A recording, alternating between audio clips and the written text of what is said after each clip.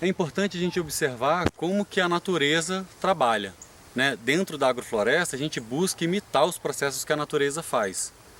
Agora a gente vai mostrar como que a natureza trabalha sem a presença do homem.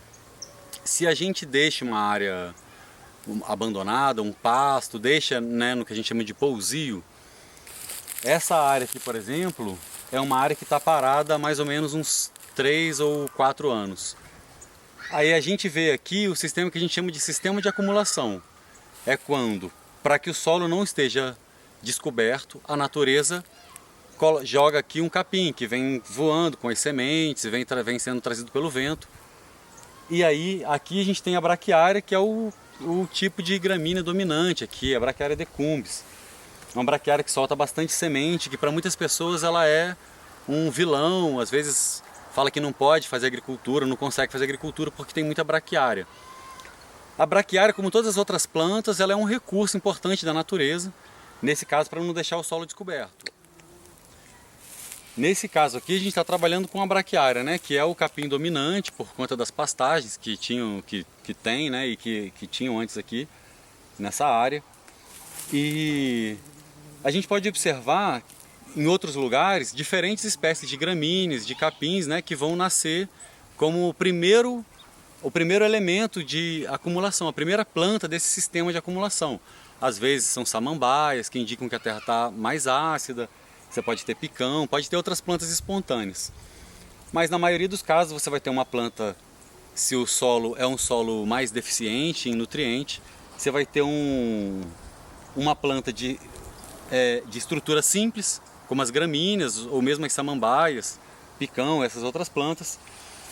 E o capim, explicando nesse caso, ele tem uma estrutura que a gente pode ver de folhosa, né, uma estrutura de folhas, e um pequeno caule aqui, uma haste, que é bastante fina. Então, com o tempo, mesmo a ação do vento, essa braquiária, ela vai crescer, chega um certo tamanho em que ela vai naturalmente deitar por não suportar o próprio peso. Quando ela deita, já no final da vida, ela tem um ciclo bastante curto, ela vai deitar e vai apodrecer aqui no solo, formando essa estrutura de matéria morta aqui.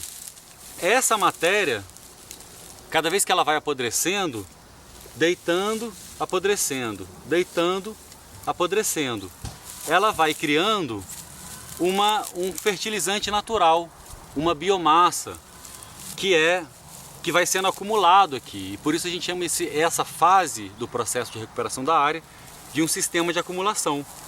A gente pode reparar em outras áreas, vamos mostrar aqui, como que depois de muita matéria acumulada, esse capim começa a vir cada vez mais ralo, começa a ter cada vez menos hastes aqui por metro quadrado, se a gente for dizer assim. E ele continua cada vez mais até que seja impossível vai ter tanta matéria aqui que esse capim não consegue mais nascer. A gente começa a criar aqui, mostrando mais de perto, esse material que vai se decompondo e formando grãos, elementos, né, cada vez de uma granulometria cada vez menor, pedaços cada vez menores, até que chega um momento que é impossível distinguir o que é um capim e o que é terra, né? Porque ele vai virar o que a gente chama de terra preta. Mas essa estrutura muito simples do capim, ela ainda não tem muitos elementos aqui de nutrientes, não tem uma quantidade muito grande de carbono. Uma grande quantidade de capim vai formar uma pequena quantidade de solo. Mas dentro desse momento é o suficiente que a natureza precisa para começar a abrigar plantas um pouco mais exigentes que o capim, mas ainda não são plantas de um sistema de abundância. A gente tem dentro da própria natureza elementos de dispersores de sementes. Os morcegos, os pássaros, o vento, as pessoas. Então nesse caso aqui, ó, aqui mesmo a gente tem já um ipê amarelo que tem uma quantidade grande de ipês aqui no sítio, e esse ipê encontrou aqui uma condição suficientemente boa, ainda que ele tenha, né, um déficit nutricional, mas ele é suficiente para ele crescer, se estabelecer aqui. A gente vê que tem outras plantas espontâneas vindo aqui, outros ipês, e vão começar a segunda fase desse sistema de acumulação.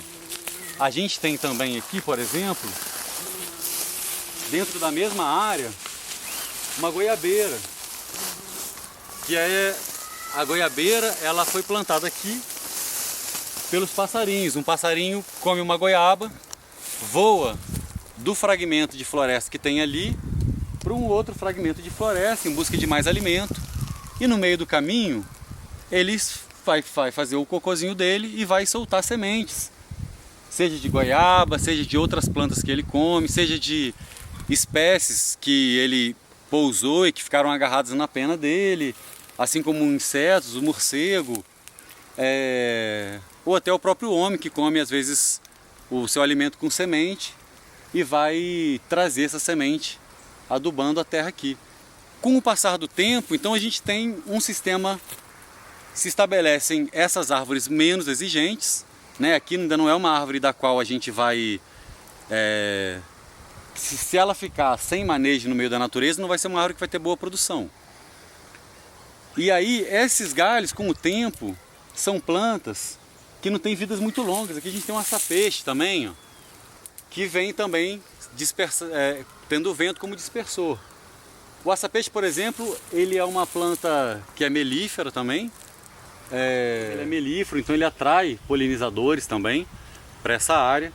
Então a gente está aqui trabalhando com as plantas que se estabeleceram aqui sem a minha intervenção, sem a intervenção de uma pessoa, né, do ser humano, só pelos passarinhos, pelo vento, pelos elementos da natureza.